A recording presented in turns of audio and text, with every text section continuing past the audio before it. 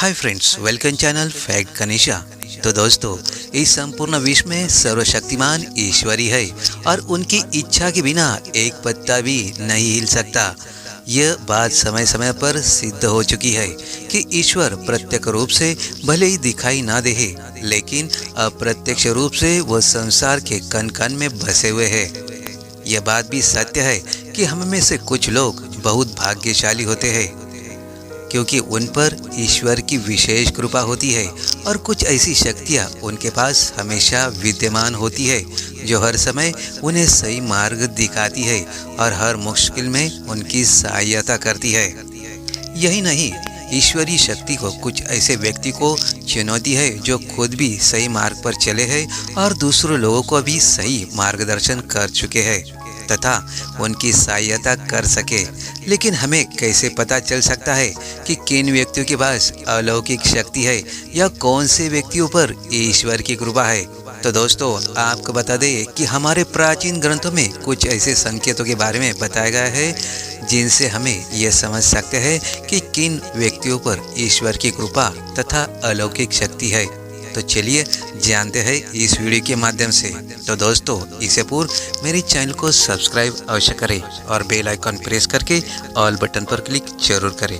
तो चलो शुरुआत करते हैं वीडियो से। तो दोस्तों, नंबर 1, जिन व्यक्तियों के अंदर काम, क्रोध, ईर्ष्या, मोह, माया, लोभ तथा अहंकार जैसी भावना नहीं होती है, उन व्यक्तियों पर ईश्वर की विशेष कृपा होती है। ऐसे व्यक्ति विचार नहीं करते हैं, उन्हें क्रोध नहीं आता या अपने क्रोध पर काबू रखना आता है। ऐसे व्यक्ति अपने मुख से कभी गाली गलौज नहीं करते हैं। ऐसे व्यक्ति अपने मन में ईर्ष्या की भावना न रखकर दया और प्रेम की भावना से दूसरों से पेश आते हैं। ऐसे व्यक्ति संतोष वृत्ति के होते हैं। तो दोस्तों, उसे किसी भी वस्तु का अत्यधिक लालच नहीं होता है। उसे जितना प्राप्त होता है उसमें वो स्वयं को संतुष्ट मानते हैं। तो दोस्तों, नंबर 2, यदि किसी व्यक्ति को सपने में कई बार मंदिर या उसके आसपास का परिसर दिखाई देता है तो शास्त्रों में ऐसे व्यक्ति को भाग्यशाली माना गया है।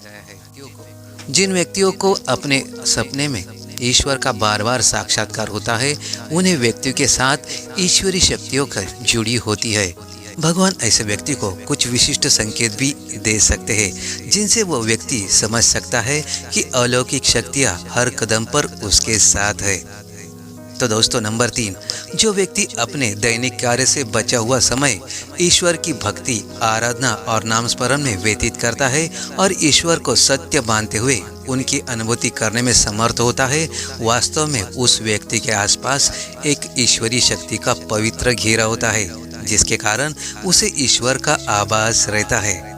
तो दोस्तों, नंबर 4, जो व्यक्ति समाज के प्रति अपना दायित्व समझते हुए सत्कार्य और पुण्य के काम करते हैं तथा मुसीबत में फंसे लोगों को और गरीब और लाचार व्यक्तियों की यथासंभव सहायता करते हैं। आपदा और विपदा के समय मनुष्य तथा पशु पक्षियों की हर तरह से सहायता करते हैं तथा वृद्ध, असहाय और अपंग लोगों की समर्पित भाव से सेवा करना अपना कर्तव्य समझते हैं। ऐसे व्यक्ति वास्तव में समाज के लिए उदाहरण सिद्ध होते हैं। लेकिन आपको ये बता दें कि हर कोई व्यक्ति ये काम नहीं करता है। ये काम केवल वही व्यक्ति करते हैं जिस व्यक्ति के ऊपर भगवान की विशेष कृपा होती है, तभी उस व्यक्ति के अंदर ही ऐसे गुण उत्पन्न होते हैं। ऐसे व्यक्ति अंत में मोक्ष प्राप्त कर लेते हैं। तो दोस्तों, नंबर 5, ईश्वरी कृपा प्राप्त व्यक्ति में एक अनोखी शक्ति भी होती है। यह शक्ति पूर्वाभास। जी हाँ दोस्तों, पूर्वाभास यानी कि भविष्य में होने वाली विशेष घटनाओं का पहले ही आभास हो जाना। अगर आपको भी भविष्य में होने वाली कोई दुर्घटना या कोई अच्छी घटना के बारे में पहले से अंदाज लगा जाता है तो आपके ऊपर भगवान की विशेष कृपा है। तो दोस्तों, नंबर 6, कुछ लोगों को हमेशा अपने आसपास एक विशिष्ट प्रकार की सुगंध का अनुभव होता है। हमेशा सुगंधित फूल, अगरबत्ती, धूप या कपूर जैसे पवित्र सुगंध का झोंका सा हवा में तैरता हुआ महसूस होता है। तो दोस्तों, ये उसके आसपास ईश्वर की उपस्थिति का संकेत तथा देवी देवता का आशीर्वाद होता है। तो दोस्तों, नंबर 7, ईश्वर का समय यानी कि ब्रह्म मुहूर्त सुबह 3:30 से लेकर 5:30 यानी कि 6 बजे तक समय होता है। हमारे शास्त्रों में इस समय को बहुत ही महत्वपूर्ण माना जाता है। ब्रह्म मुहूर्त को देवता का समय माना गया है, क्योंकि इस समय के वातावरण में एक सकारात्मक ऊर्जा का संचार होता है, यानी कि पॉजिटिव एनर्जी।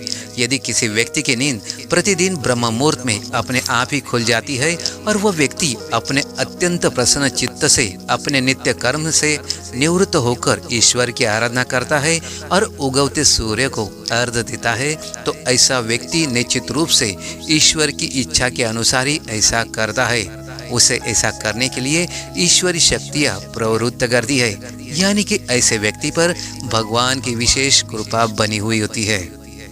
तो दोस्तों, नंबर 8, कई बार हम किसी मंदिर या धार्मिक स्थल पर भजन कीर्तन तथा कथा सुनने जाते हैं। कितने भी सुंदर भजन हो या कितनी भी अच्छी कथा हो, बीच बीच में हमारा ध्यान भटक जाता है और हम कभी अपने घर के विषय में, कभी अपनी किसी समस्या पर, फिर अपने आसपास बैठे लोगों का विचार करने लगते हैं। लेकिन कुछ लोग ऐसे होते हैं जो भजन कीर्तन तथा कथा सुनने में इतना लीन हो जाते हैं कि उन्हें किसी बात का होश नहीं रहता है और उन्हें बस अपने आसपास पवित्रता का एहसास होता है और बहुत ही शुभ ध्वनियाँ सुनाई देती है। तो ऐसे व्यक्ति के साथ निश्चित ही अलौकिक शक्तियाँ हो रही होती है, यानी कि भगवान उनके सानिध्य में होते हैं। तो दोस्तों, नंबर 9, जो व्यक्ति ईश्वर के चरणों में ही परम आनंद की अनुभूति करता है, ईश्वर के भक्ति को ही वास्तविक आनंद मानता है, ऐसा व्यक्ति ना तो कभी दुखी रहता है और ना ही किसी को दुख दे सकता है। ऐसे व्यक्ति का मन और मस्तिष्क हमेशा शांत रहता है, जिससे वह कभी भी सत्य और सदाचार के मार्ग पर विचलित नहीं होता है। यह उसे ईश्वर से मिला एक विशेष आशीर्वाद होता है, जिससे वो समाज में हमेशा मान और सम्मान प्राप्त करता है। तो दोस्तों, इस तरह 9 संकेत है जिससे पता चलता है कि भगवान हमारे सानिध्य में है। तो दोस्तों, आपको भी ऐसा महसूस होता है तो कमेंट बॉक्स में अवश्य लिखिएगा। तो दोस्तों, आपको वीडियो कैसा लगा? अच्छा लगा हो तो लाइक, शेयर और कमेंट जरूर कीजिएगा और कमेंट बॉक्स में जय श्री महालक्ष्मी नमः अवश्य लिखिएगा। धन्यवाद।